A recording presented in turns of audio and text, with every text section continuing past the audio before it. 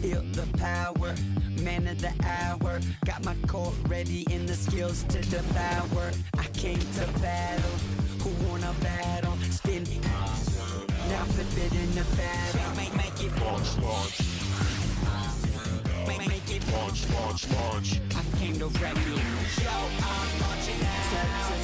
I got the whole world spinning out. Yo, I'm launching out. I got the whole world spinning out.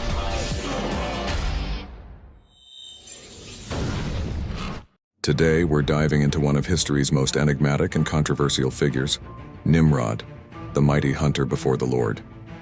This is part one of our two-part series, and trust me, what I'm about to tell you will blow your mind. Picture this: the world after the Great Flood. Humanity is starting fresh, but there's this one guy who's not content with being just another human. That's Nimrod, grandson of Ham and great-grandson of Noah himself. But here's where things get wild. Ancient texts tell us that Nimrod wasn't satisfied with his human limitations. He discovered something extraordinary: remnants of pre-flood Nephilim technology. Now, if you're not familiar with the Nephilim, they were these powerful beings, offspring of the sons of God and human women, giants who possessed advanced knowledge and capabilities beyond our comprehension. Legend has it that Nimrod found their ancient artifacts and manuscripts in the mountains of Ararat, where Noah's Ark came to rest. He spent years studying these forbidden technologies, learning their secrets, and eventually figured out how to alter his own DNA. Yes, you heard that right. He literally hacked his own genetic code using antediluvian tech. The transformation was dramatic.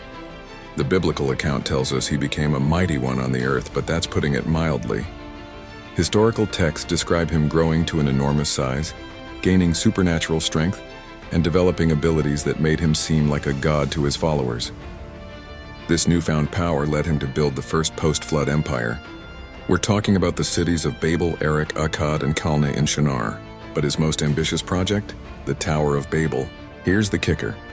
Archaeological evidence suggests this wasn't just any tower. The ancient blueprints indicate it was actually a massive piece of Nephilim technology, designed to pierce the veil between dimensions. But Nimrod's experiments with Nephilim tech had consequences. His body began to change in ways that even he couldn't control. Some ancient manuscripts suggest he became something neither fully human nor fully Nephilim, a hybrid being of unprecedented power. This is where it gets really interesting. The knowledge of this transformation and the location of his body became one of history's most sought-after secrets. Why? Because whoever possessed Nimrod's remains would potentially have access to the genetic key of Nephilim transformation. In fact, some researchers believe that certain modern conflicts, including parts of the Iraq War, were secretly motivated by the search for Nimrod's burial site and the Nephilim technology he possessed. There are classified documents suggesting that certain archaeological sites in Iraq weren't just being protected from looters. They were being thoroughly investigated by special units with very specific objectives. But we're just scratching the surface here. In part 2 of our series, we'll dive into what allegedly happened when they found what they were looking for, and how it connects to some of the most mind-bending conspiracy theories of our time. Until then, remember, sometimes the most unbelievable stories have a grain of truth to them. And in Nimrod's case, that grain might be bigger than we ever imagined. Welcome back to part 2 of our deep dive into the fascinating and chilling story of Nimrod. If you haven't watched part 1, I highly recommend checking it out first. Now let's explore the prophetic implications and the modern-day connections that make this ancient tale more relevant than ever. Let's talk about something mind-blowing: the Iraq War and its mysterious connection to Nimrod. Many don't know this, but there's a compelling theory that part of the real agenda behind the Iraq War was to recover Nimrod's remains. Sound crazy? Well, stick with me. Ancient Mesopotamian texts speak of Nimrod being buried in what is now modern-day Iraq. Some researchers believe that certain powerful groups were desperately searching for his DNA, hoping to access what they call Nephilim technology, the forbidden knowledge of the fallen ones. But here's where it gets even more intense. According to various prophetic interpretations, Nimrod isn't just a historical figure. He's set to make a comeback. Yeah, you heard that right. The prophecies suggest that at the end of times, Nimrod will be revived to become the Antichrist himself. Think about it. Who better to lead a one-world government than history's first global ruler? The ancient texts describe Nimrod as someone who possessed both the charisma and the technological knowledge to unite humanity under a single system. Sound familiar? It should, because we're seeing the groundwork for such a system being laid right now.